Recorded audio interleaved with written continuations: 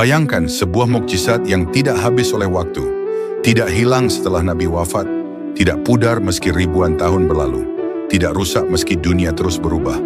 Mukjizat itu bukan air yang memancar lalu berhenti, bukan bulan yang terbelah lalu kembali menyatu. Mukjizat itu masih bersama kita hingga hari ini. Ia dibaca, dihafal, ditantang, namun tak pernah terkalahkan. Mukjizat itu adalah Al-Quran. Di masa Rasulullah SAW, orang-orang Quraisy adalah ahli bahasa. Kata-kata adalah senjata mereka. Syair adalah kebanggaan mereka. Satu bait bisa mengangkat nama seseorang, satu kalimat bisa menjatuhkan martabat sebuah kabilah.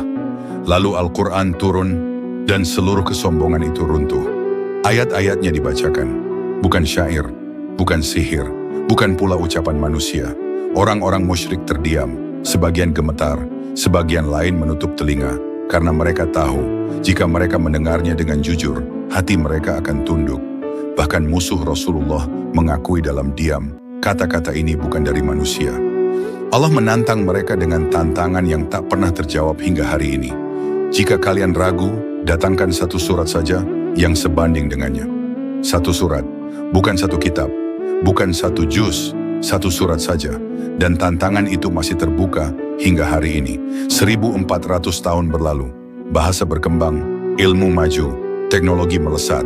Namun tak satu pun manusia mampu menandingi Al-Quran dari sisi bahasa, makna, hukum, kabar gaib, hingga pengaruhnya pada hati. Al-Quran berbicara tentang masa lalu yang tak diketahui manusia.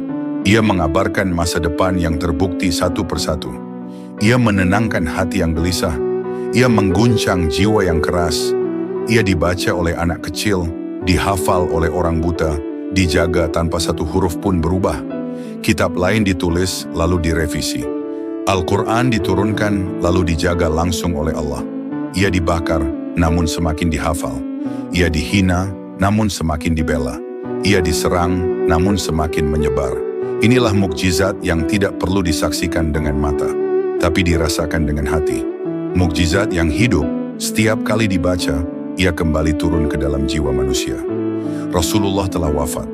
Mukjizat fisik telah selesai, namun Al-Quran tetap berbicara.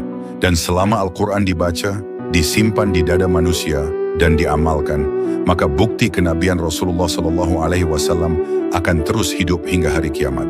Jika kisah ini menguatkan imanmu, tuliskan Allahu Akbar di kolom komentar. Dan bagikan agar lebih banyak hati sadar, mukjizat terbesar Rasulullah SAW masih ada dan ia sedang berada di tangan kita hari ini.